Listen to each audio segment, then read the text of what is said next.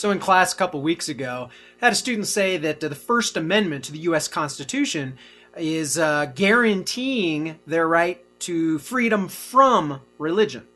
And I said, freedom what? Freedom from religion? And they said, yeah, based on principles of separation of church and state, the First Amendment was there to establish a freedom from religion clause. I said, no, I think maybe it was freedom of religion, not freedom from religion. And the notion was the freedom of religious expression that was guaranteed by the First Amendment. The guarantee that we could worship God the way we wanted to worship, that there would be no state interference with respect to how we worship God. It was a notion of freedom of religion, not freedom from religion.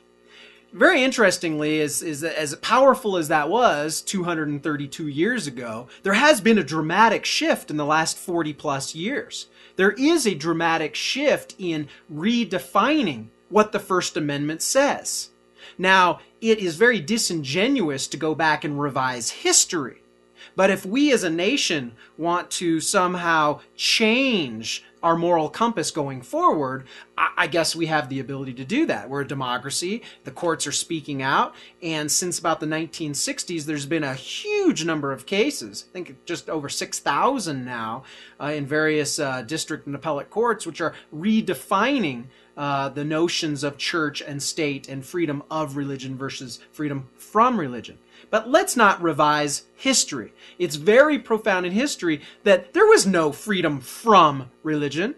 We have over 4,500 public quotes of politicians, public representatives, quoting from Scripture or praying on public lands. This notion now that we're not somehow allowed to have an invocation or a prayer or a Bible reading on public property as somehow violating the First Amendment, that's ludicrous. And this notion that, well, we were really founded by a bunch of deists at best.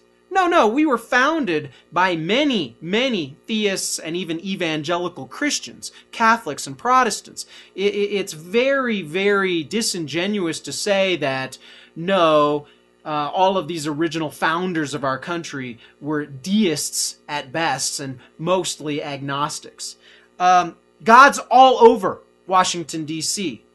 In God We Trust is emblazoned over the Speaker of the House. We have Moses there with the Ten Commandments, right, over the U.S. Supreme Court building. Do you know that God's mentioned in every one of our 50 state constitutions, right there in the preamble somewhere? God's mentioned 4 times in our Declaration of Independence, in our national anthem. The Bible was our first textbook in the United States of America. So to somehow all of a sudden say that our country was not founded on religious principles is disingenuous. It's revisionist history. If we want, as a country, want to change things going forward, become somehow more progressive and enlightened going forward, that's fine. That's a decision we can make. If we would like to somehow kick God out of our country, out of our founding principles, so be it. But if we look back at the nature of prayer, in Congress, invocations, presidents all taking an oath to God, chaplaincies throughout history. It goes on if we look at our national anthem and each president swearing, "So help me God," on the Bible. Where did all that come from?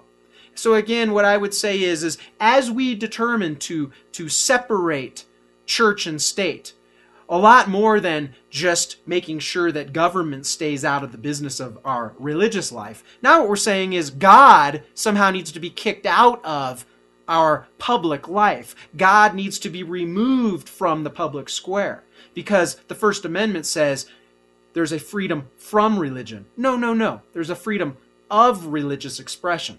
And so let's just be very careful when we look forward as to what we are grounded in as far as the past. The past was grounded on Judeo-Christian values, a constitutional republican system grounded in morals and religion, grounded in capitalism and entrepreneurship, liberty, freedom. And so as we go forward, let's not forget the God part too.